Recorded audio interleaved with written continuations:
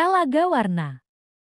Dahulu, di Jawa Barat terdapat sebuah kerajaan yang diperintah oleh seorang raja dan permaisuri yang sangat arif dan bijaksana. Raja tersebut biasa dipanggil Sang Prabu oleh rakyatnya. Tidak heran jika Sang Prabu dicintai oleh rakyatnya. Negerinya aman dan tentram. Rakyatnya pun hidup damai dan sejahtera. Dari semua itu, ternyata masih ada satu hal yang membuat Sang Prabu dan permaisurinya gundah gulana. Mereka belum juga dikaruniai seorang anak. Padahal, berbagai tabib terkenal telah mereka datangkan. Tapi, tidak satu pun yang berhasil mewujudkan keinginan mereka. Suatu hari, Sang Prabu dan permaisuri memanggil penasihat istana. Ia mengungkapkan kegundahannya selama ini.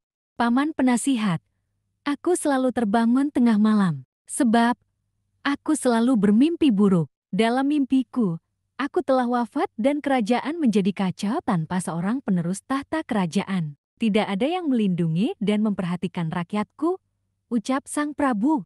Hamba kira itu kekhawatiran Baginda saja. Bagaimana jika Baginda dan permaisuri mengangkat seorang anak? Tanya penasihat. Tidak, kami hanya ingin anak dari keturunan kami sebagai penerus tahta kerajaan, jawab Sang Prabu dan permaisuri.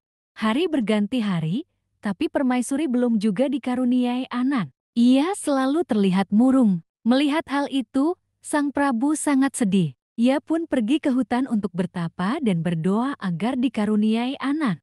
Berbulan-bulan sudah Sang Prabu meninggalkan istana. Ternyata usahanya tidaklah sia-sia. Setelah penantian yang panjang dengan diiringi doa, akhirnya permaisuri mengandung. Kebahagiaan menyelimuti seluruh kerajaan. Rakyat pun bergembira mendengar kehamilan sang permaisuri. Dengan membawa bermacam-macam hadiah, rakyat datang ke istana untuk memberi selamat. 9 bulan pun berlalu, permaisuri melahirkan seorang bayi perempuan yang mungil dan sangat cantik. Semua rakyat kembali memberikan berbagai hadiah untuk sang putri kecil. Tahun telah berlalu, putri kecil tumbuh menjadi gadis yang sangat cantik. Tidak berapa lama lagi sang putri akan merayakan ulang tahunnya yang ke-17. Seluruh istana sibuk mempersiapkan pesta yang sangat mewah karena semua rakyat akan diundang untuk berpesta. Hadiah-hadiah untuk sang putri pun mulai membanjiri istana. Sang Prabu sibuk mengumpulkan dan menyimpan hadiah-hadiah itu dalam sebuah ruangan istana yang sangat luas. Oleh Sang Prabu, hadiah itu digunakan sewaktu-waktu untuk kepentingan rakyat. Prabu hanya mengambil sedikit emas dan permata untuk dijadikan sebagai hadiah ulang tahun putrinya. Hai Tuan, tolong kau buatkan kalung yang paling indah di dunia untuk putriku tercinta. Pinta Sang Prabu kepada seorang ahli perhiasan. Dengan senang hati yang mulia, aku akan ciptakan kalung terindah untuk sang putri yang sangat cantik, kata ahli perhiasan bersedia.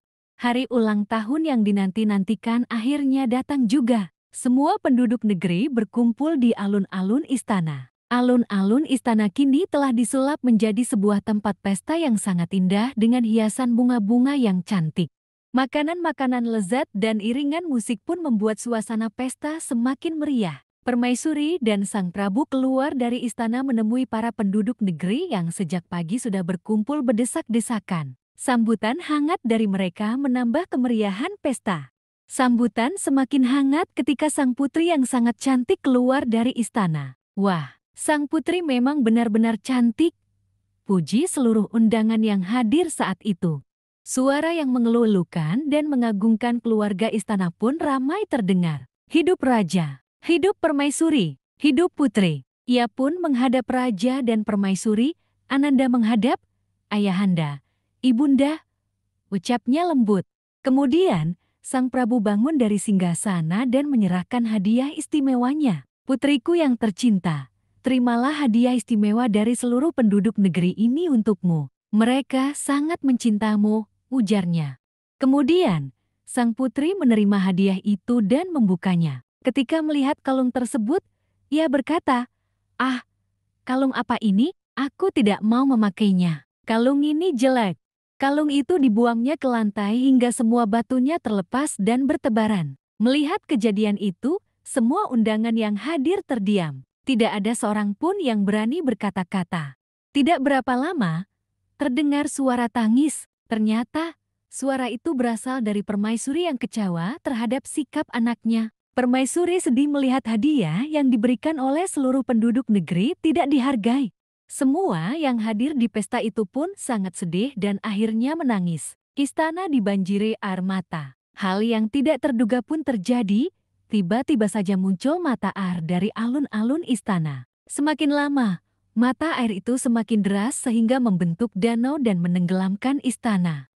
Danau itu disebut Talaga Warna, sebab danau itu dapat berubah warna sehingga tampak indah. Warna itu berasal dari bayangan hutan, tanaman, bunga-bunga, dan langit di sekitar telaga. Konon, para penduduk mempercayai bahwa warna-warna tersebut berasal dari batu-batu kalung sang putri yang tersebar di dasar telaga. Pesan moral, sabar dan terimalah apa yang telah Tuhan anugerahkan kepada kita, sebab apapun keputusannya pasti mempunyai maksud baik untuk kita. Hargailah pemberian orang lain agar mereka senang. Jangan pernah mengecewakan mereka.